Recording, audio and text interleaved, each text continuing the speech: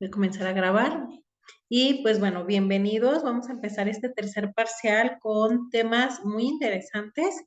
Ya vimos el parcial pasado, pues que también igual son temas interesantes.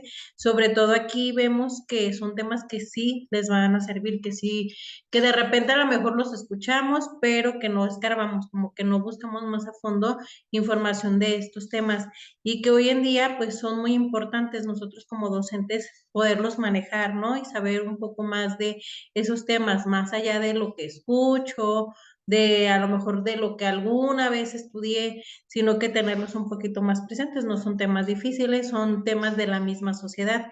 Y como les he dicho varias veces, ¿no? Para el siguiente ciclo escolar o para estos nuevos cambios que vienen, pues es muy bueno tener el conocimiento y a la mano de todos estos temas, ¿no? Y sobre todo, pues, todo el manejo de información que lleguemos a tener.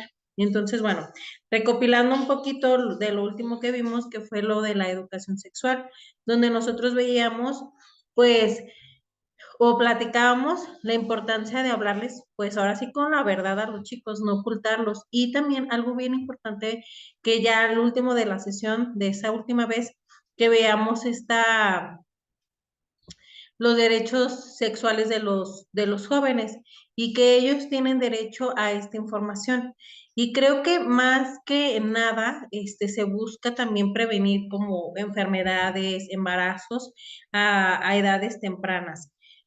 Yo digo que la información, o no digo, también lo he escuchado y he visto que la información es poder. Entonces, si nosotros le damos esta buena información a nuestros alumnos de qué es, cómo ponerse un preservativo, cómo utilizar métodos anticonceptivos, toda esta información es muy bueno para ellos. Y al final es algo que también les interesa y pues que les incumbe. Les compartí yo la vez pasada que en esa ocasión me tocó darles la clase a los chicos de cuarto.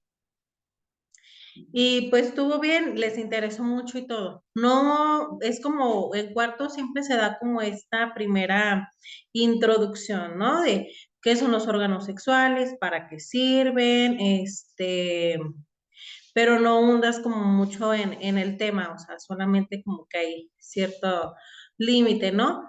Y ya en quinto se habla ya ahora sí de todo, ¿no? Lo que es el coito, los preservativos, de un tema va sacando otro, los chicos te van haciendo preguntas, a veces que te ponen así como que hoy, en aprietos, y yo les recomiendo, no me acuerdo si les dije pues, pero lo ideal siempre para este tipo de sesiones es que uno, los papás sean los primeros en darles esta información y que los papás estén enterados de qué información van a recibir sus hijos. Yo por mi parte, por ejemplo, siempre les mando que las páginas del libro, ¿no? Esto viene en el libro, esto van a abordar, por ejemplo, en el libro de quinto, por ejemplo, no te habla del coito, pero sí te habla de la reproducción, sí te habla de la fecundación, sí te habla, por ejemplo, de los métodos anticonceptivos. O sea, hay partes que se brinca el libro y que tú se los tienes que dar, esa parte, esos huecos que quedan dentro de la información.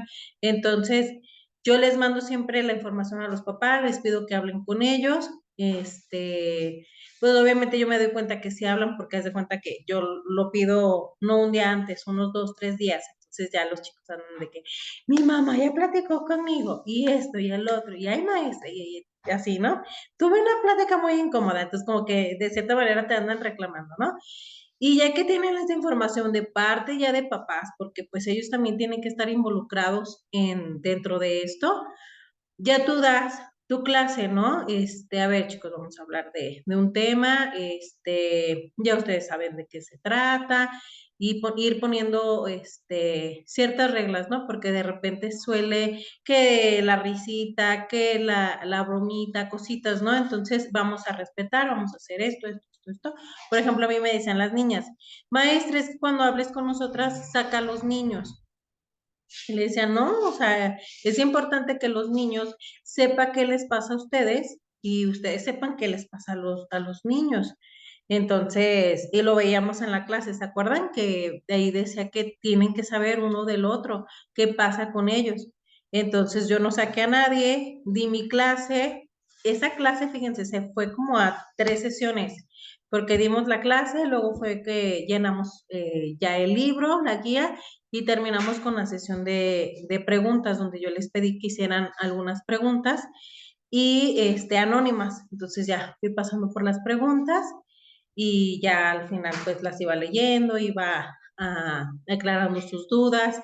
De repente las niñas, por ejemplo, tienen muchas dudas con su menstruación, porque luego ahí me di cuenta pues que hay muchas mamás que no les hablan a sus hijas de la menstruación y les da miedo, o sea, y duele, y es esto, y cómo te vas a sentir, y tienen muchísimas dudas porque no saben, no tienen la información, sus mamás no les han hablado, y digo, ya tienen 10 años, ya deberían de irlas preparando. Hay otras cuantas no, porque a lo mejor ya les bajó o sus mamás sí son más abiertas en ese aspecto. También, por ejemplo, esa vez observaba que, por ejemplo, los niños, muchos de ellos, ignoraban esta parte de la menstruación de la mujer, esta etapa. Entonces, ya, por ejemplo, al final también me decían, entonces mi mamá menstrua. Sí, todas las mujeres es de tal a tal edad, más o menos, chalala, chalala. Entonces se quedaron así como que, oh. Entonces, les interesó mucho, toda la sesión de preguntas. De hecho, aquí las tengo, ahorita tomo unas para mostrárselas. Entonces, pues ya al final, para esto, yo sabía que en cuarto ya les habían dado cierta plática y, y sobre todo fue la directora, fíjense bien. Entonces, y eso lo sabía porque cuando la entrevista los papás me dijeron, yo les platiqué de este tema, vamos a ver esto en quinto, cha, cha, cha.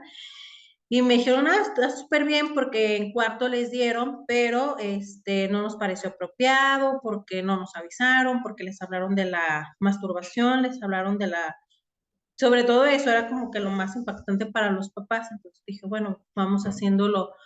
Yo ya sabía que los niños sabían hasta cierto punto, entonces platiqué con ellos respecto a esto, que ya sabían, y me decían, es que sí sabíamos, pero no sabíamos todo lo demás que nos dijiste de los métodos anticonceptivos, de cuidarnos, de que la responsabilidad, o sea, eso no sabíamos.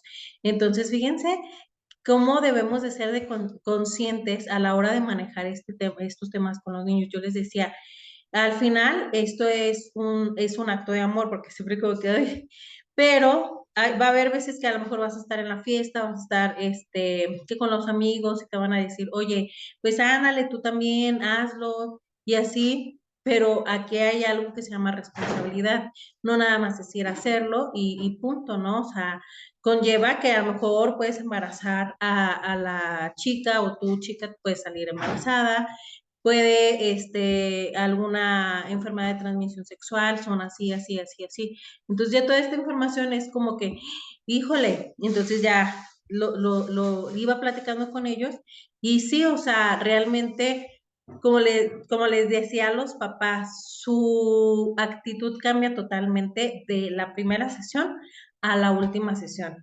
de primero de que es de vergüenza, de que no digas, de que no menciones, de otros jijiji, de la risita, otros veces, otros como que con el morbo de ándale, cuéntanos, cuéntanos. Y al final, cuando conocen ya todo este tema como todo ampliamente, dicen, ok, o sea, ok, tengo que respetar mi cuerpo, o sea, su actitud de verdad es muy, muy diferente. Entonces, aquí lo que los va a salvar de un embarazo adolescente, de una enfermedad de transmisión sexual, siempre va a ser la información. Si ellos tienen la información y saben qué es, cómo se pone, cómo se quita, ellos la van a utilizar y pues vamos a evitar todo esto, ¿no? Yo les contaba, por ejemplo, en mi caso, mi mamá siempre nos contó nos preparó, por ejemplo, para la menstruación, o sea, a mí, por ejemplo, el día que a mí me bajó, yo ya sabía, yo estaba sola, entonces ya sabía qué era, ¿no? No me asusté. Llegó mi mamá y ya le dije, ya ella me dio lo que me tenía que dar para ponerme y estaba preparada y ese mismo día ella habló conmigo de a partir de aquí te tienes que cuidar así, así, así, así, porque pasa esto, esto, esto. Entonces, ¿qué pasó? Que yo tenía esta información y que no, pues no tuve este embarazo adolescente o estas enfermedades de transmisión sexual. Y les platicaba a ustedes, ¿no? Que había compañeras en la preparatoria que ya desde los 17 años, 18, ya habían contraído alguna enfermedad de transmisión sexual. Dentro de la información, buscando y analizando todo esto, ahí vemos que hay niños o adolescentes, preadolescentes, que inician su vida sexual desde los 12 años, imagínense. Entonces, ¿qué van a saber del tema? Si lo están haciendo a esa edad, simplemente con la edad que inician su vida sexual, ¿qué van a saber? Entonces, por eso hay mucho embarazo y por eso nosotros como docentes tenemos esta responsabilidad. Yo les mencionaba también que hay maestros que de repente no les gusta dar este tema porque pues puede ser cierto, de cierta manera a lo mejor incómodo o que porque los papás o cositas así, pero es nuestra responsabilidad. Y ahí está también esta cartilla de sexualidad con el que se pueden avalar. Miren, es el derecho del niño, y ahí, de hecho, ni se los subí, se me hace, pero se los voy a subir a Classroom para que tengan esa información y que con detalle ustedes vayan buscando. Ahí venían todos los derechos sexuales de los jóvenes adolescentes. Entonces, de ahí también nosotros nos podemos como de cierta manera como amparar, ¿no? O sea, tengo esto, esta es la información y son derechos que yo como docente los tengo que dar, impartir esta información. Entonces, déjenles traigo las preguntitas para que veamos qué escribieron los chicos.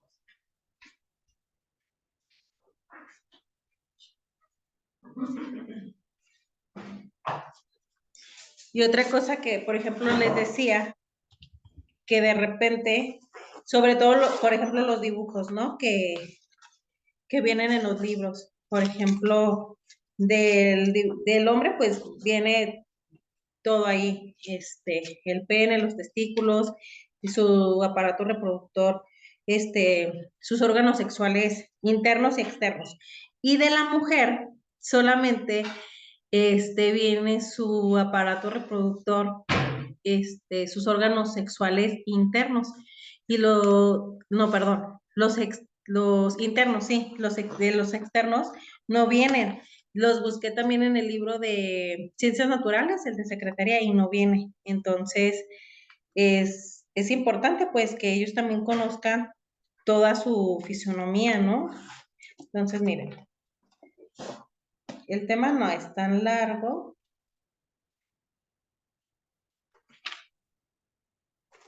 Por ejemplo, viene el ciclo menstrual, les explica qué es el ciclo menstrual, por ejemplo, dice, completa el texto con las palabras del recuadro y, por ejemplo, las palabras es fecunde, reduce, condón y método.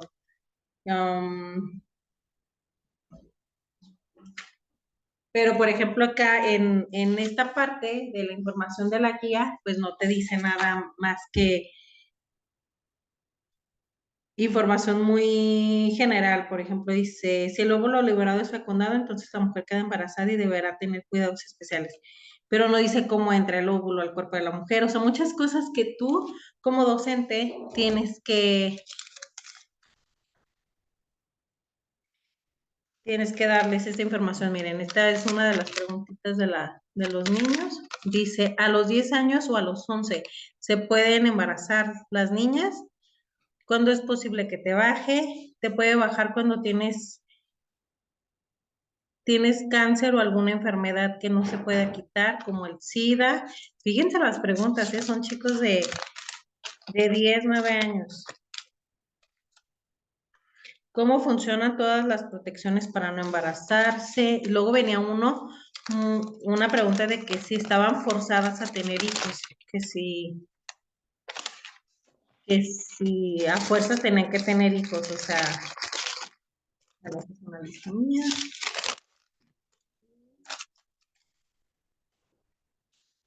Existen distintos tipos de tamaño de condón masculino y femenino. O sea, son a veces unas muy buenas preguntas. ¿Qué pasa con tu cuerpo cuando llega la menstruación? O sea, muchas dudas sobre eso.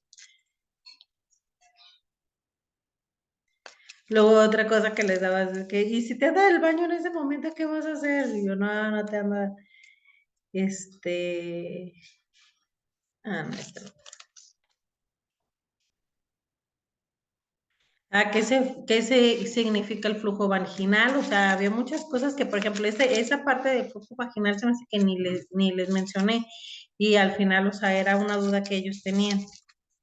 Y la última, a ver, dice, ¿qué debes comer y qué no debes comer en el ciclo menstrual? Antes había como mucho esta idea, ¿no? Sobre todo de nuestras abuelitas, nuestras mamás, de que si estás en tus días, no comas esto, no comas esto otro, no cargues, no te muevas, no nada, no te bañes.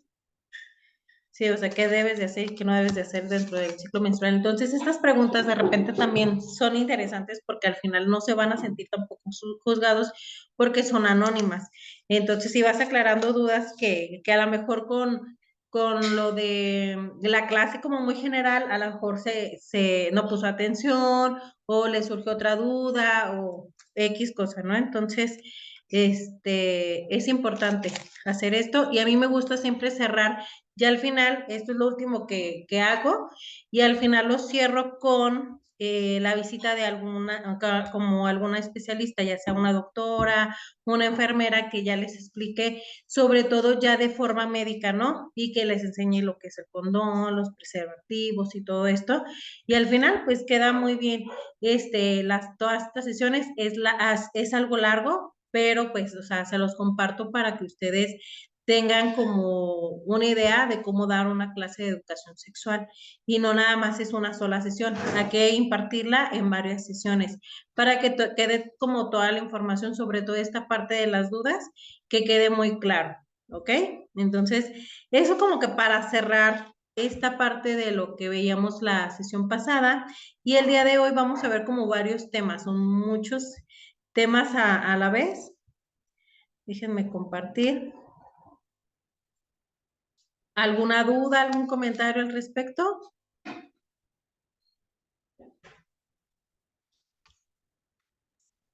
No, maestra, todo bien. Muy bien, entonces vamos a ver el tema del día de hoy. Se suponía que teníamos que tener taller, no vamos a tener, porque Leonor no lo pudo tener a tiempo. Yo le comentaba que pues yo voy a respetar las fechas ya de sus siguientes compañeros, las siguientes de Sara y luego es de Hernán. Y pues Fabi falta para agendar y Dani. Obviamente yo le voy a dar prioridad a Dani y a Fabi y ya pues a ella la vamos a dejar un poquito pues hasta el final, ¿sale? Entonces obviamente porque pues la idea era respetar las fechas que habíamos elegido, por eso yo les dije, ustedes elijan, yo no quise ahí como que tú tal. Entonces, obviamente ya los que ya están agendados no se mueve y las que no han agendado, en este caso Fabi y Dani, tienen la prioridad sobre Leonor y a Leonor la dejaremos al final. ¿Sale? Entonces, bueno, vamos a hablar con los trastornos alimenticios, que es algo que también lo vemos desde primaria, en secundaria se aborda un poquito. En mi caso, por ejemplo, yo nunca he estado, bueno, ahorita lo vamos a ver, como con alguien muy cercano respecto a este tema. ¿Ustedes qué saben? Bueno, o sea, la información creo que respecto a esto de los trastornos alimenticios es muy amplia y creo que es muy conocida, ¿no? O sea, creo que todos manejamos cierto tipo de información respecto a esto. ¿Ustedes qué saben de este tema?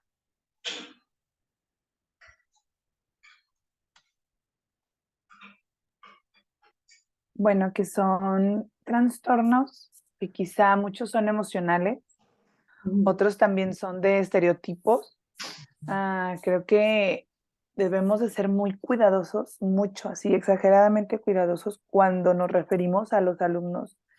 Bueno, yo en lo particular jamás digo el bajito, el chaparrito, el gordito, el flaquito, o sea, jamás, jamás.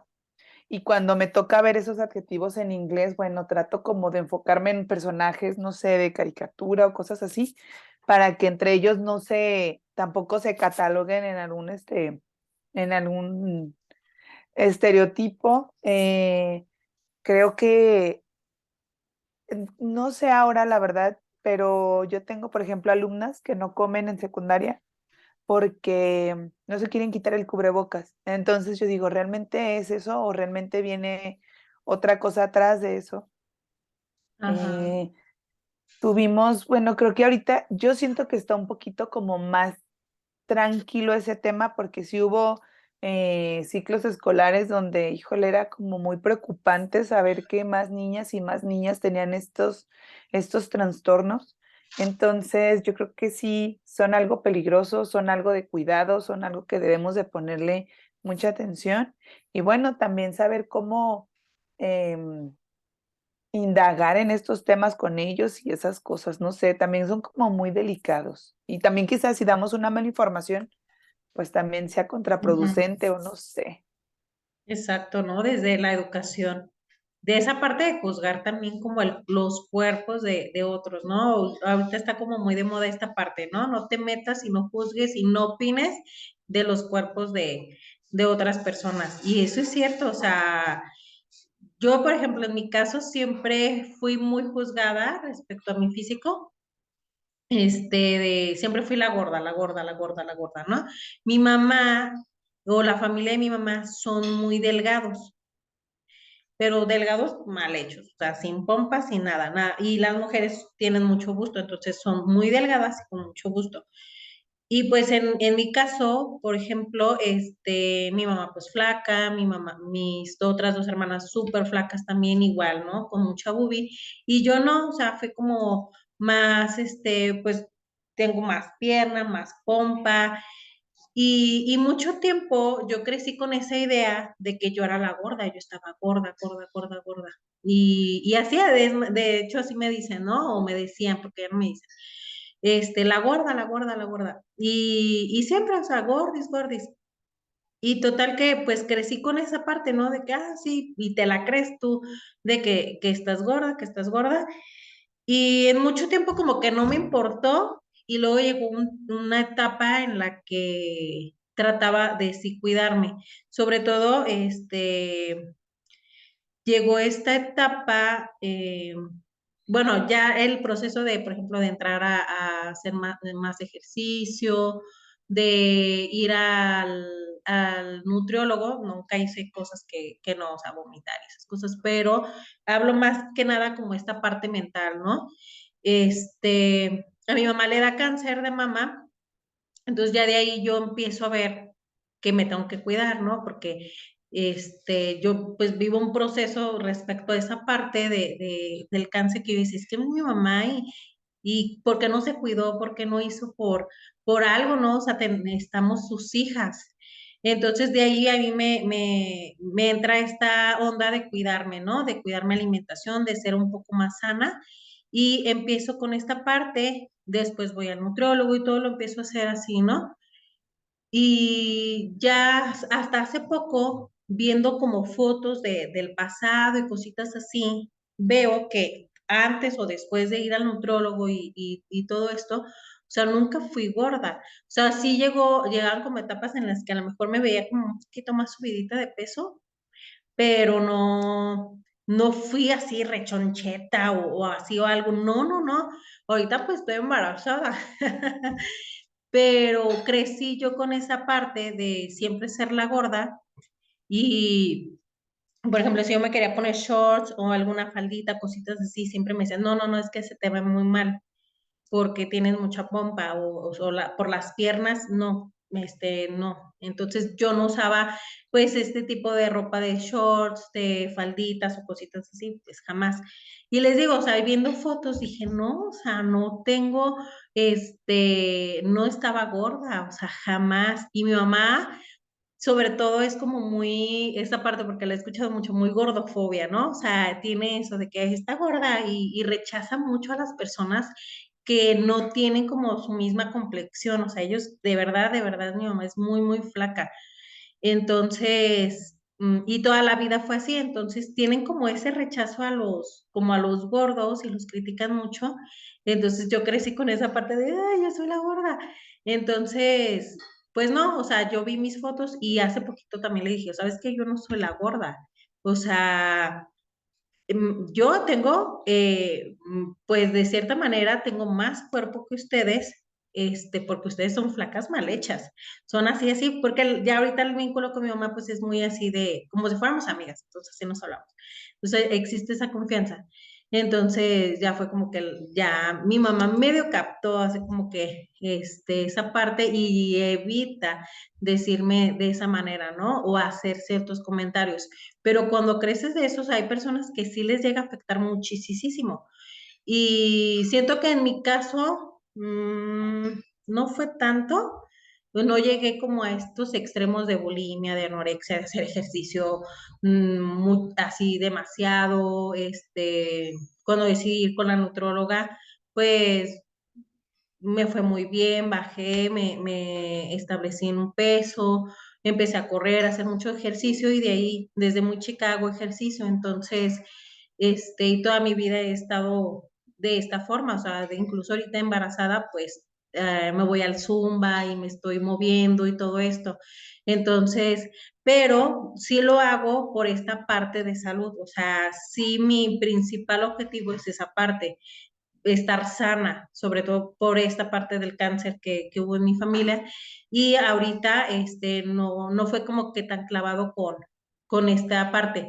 Siento que sí hubo una temporada en la que a lo mejor sí me clavé un poquito más de y cómo se me ve y cuidar la ropa de que no se vea la lonja o cositas así, que de repente a muchas nos pasa, ¿no? Y de hecho aquí dice, o sea, es más frecuente entre las mujeres jóvenes, ¿no? Llega una etapa en la que es bien importante el cómo te ves, cómo se luce la ropa y esta es la etapa más importante y más donde debemos de ser más cuidadosos de qué decimos respecto a cómo se ve a alguien. Entonces, por ejemplo, ahorita, como les decía, ¿no?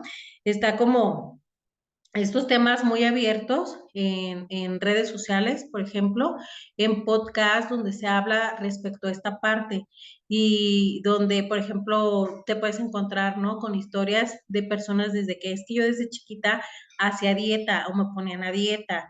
O también existe la otra parte, a mí nunca me cuidaron la alimentación y eso es algo bien esencial. Yo en mi caso, en este caso, o sea, vivo como las dos porque mi mamá como que tampoco nunca nos cuidó la alimentación. O sea, yo me acuerdo que yo, por ejemplo, me autodenomino como adicta a la harina, al pan, porque nunca me midieron esa parte, ¿saben? Me acuerdo que, o sea, yo comía gancitos, negritos, o sea, de pan a morir, ¿no? Y nunca me lo restringieron, pero sí me marcaban que era la gorda. Entonces, ahorita vamos a ahondar un poquito más en el tema. Aquí, por ejemplo, pues los trastornos alimenticios son estas enfermedades, sobre todo son de mentales, ¿no? Es esta parte mental que tú puedes ver tu cuerpo de otra forma, te puedes ver más gorda, te puedes ver más delgada, te clavas tanto con esta idea o esta obsesión de cuidarte o de no cuidarte, o sea, como que está como estas dos versiones, ahorita las vamos a ver. Y pues, ¿qué los causa? Aquí, por ejemplo, nos dicen que pues pueden ser muchos causantes, pero pues dentro de todos estos factores, sobre todo pues viene la genética, la biología del cerebro, los rasgos de personalidad y los ideales culturales, sobre todo esta parte como muy cultural. También cómo es tu familia y esta parte genética, ¿no? Entonces ahí a mí, por ejemplo, me pegaba como en la genética porque no tenía la genética del lado materno, sino yo del lado paterno. Entonces ahí era como ese conflicto, ¿no? Y esta ideal o esta cultura o esta ideología que había dentro de mi familia o mi núcleo familiar. Pues bueno, vamos a ver aquí creo que nada más tres tipos de trastornos alimenticios. Hay seis, los otros tres ya no los puse porque son como muy parecidos, ¿sale? Entonces tenemos aquí la anorexia nerviosa, aquí, de repente la confunden a veces con bulimia. ¿Alguien me podría decir la diferencia de anorexia y de bulimia?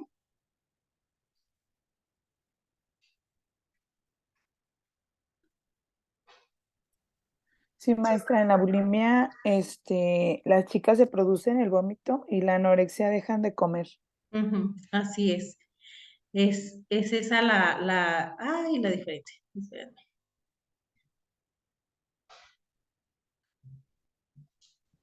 Pues aquí en la anorexia las chicas se cuidan mucho de esta parte de comer poquito, de no comer mucho, ellas tienden a ser muy delgadas, pero dentro de este trastorno, pues ellas se ven al espejo gordas, ¿no? Se ven que están pasadas de peso.